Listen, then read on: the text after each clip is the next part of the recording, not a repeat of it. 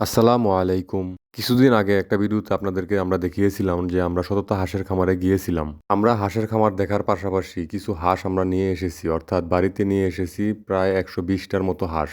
আমরা যেহেতু হাঁস পালন করতেছি তাই আমরা একটু বড় পরিসরে হাঁস পালন করার চেষ্টা করতেছি। তাই আমরা আইনুল হক ভাইয়ের সাথে কথা বললাম। তিনি যেহেতু এই সেক্টরটাতে অনেকদিন যাবত আছে তাই তিনি বুঝতে পারেন কোন হাঁসটার জাত ভালো, অর্থাৎ কোন হাঁসগুলা অধিক ডিম পেড়ে থাকে। আইনুল হক ভাই সবকিছু আমাদেরকে বিস্তারিত ভেঙে বলেছে। তার কথা অনুযায়ী ব্ল্যাক হোল জাতের হাঁস সবচেয়ে বেশি ডিম পেড়ে থাকে। তাই আমরা ভাইকে বলেছি ১০০ মহিলা হাঁস বেছে বেছে দেওয়ার জন্য, এবং তিনি আমাদেরকে হাঁসগুলা বেছে বেছে দিচ্ছে। ভাই এখানে দেখতেছেন হাঁস চেক দিচ্ছে আর কি, যে কোনটা হাঁসা কোনটা হাঁসি। আমরা তো এমনি চিনি, এই যে এটা হলো মহিলা, এটার মধ্যে লিঙ্গ টিঙ্গ নাই দেখছেন?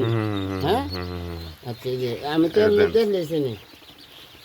আর এই যে পুরুষটা আপনারা দেখেন, এই যে লিঙ্গ নাকি? এই যে লিঙ্গ, দেখছো? এটা হলো পুরুষ। আচ্ছা আচ্ছা আচ্ছা এই হলো বিষয়টা।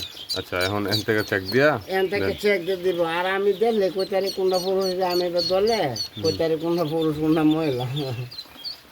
আমি 30 বছর ধরে আচ্ছা ঠিক আছে। এই যে ভাই আমারে ১০০ হাঁস দিতেছে সম্পূর্ণভাবেই মহিলা। মহিলা এখন ভাই ধরতেছে, এই যে দেখেন। হ্যাঁ হ্যাঁ আমি বাচ্চা বাচ্চা হ্যাঁ হ্যাঁ ঠিক আছে।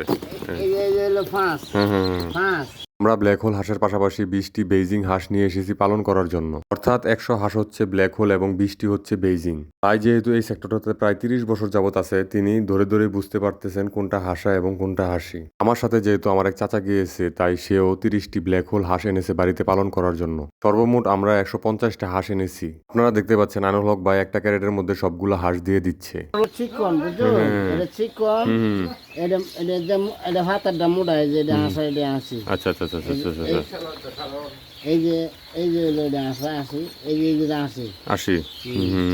এই যে দুইটা পুরুষ হাঁস আপনাকে দিচ্ছি।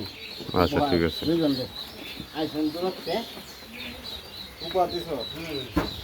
এই যে ভাই আমাদেরকে দেখেন, প্রত্যেকটা এখানে যে কটা আছে প্রত্যেকটা হচ্ছে হাসি, ঠিক আছে, এবং এগুলোর জাত হচ্ছে ব্ল্যাক হোল। ভাই বলতেছে যে ব্ল্যাক হোলের হাঁসের মানে ডিমের প্রোডাকশন সবচেয়ে বেশি। হাঁসগুলো আমরা বাড়িতে নিয়ে এসে তাৎক্ষণিক পাটের যে সালা রয়েছে সেই সালা বিছিয়ে তার উপর হাঁসের বাচ্চাগুলা ছেড়ে দিয়েছি, এবং খাবার হিসাবে হাঁসের বাচ্চাগুলোকে বীজাণু মুড়ি ছিটিয়ে দিয়েছি। যেহেতু বাচ্চাগুলোর বয়স মাত্র ১ দিন, তাই বীজাণু মুড়ির পাশাপাশি পানি দিয়ে দিব।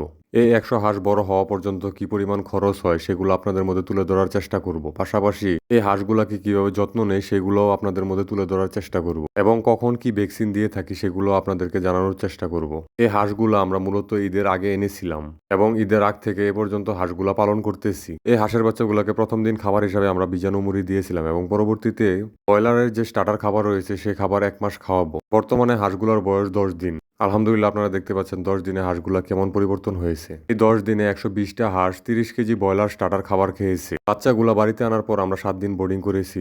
আলহামদুলিল্লাহ, আমাদের সবগুলা বাচ্চাই এখন সুস্থ।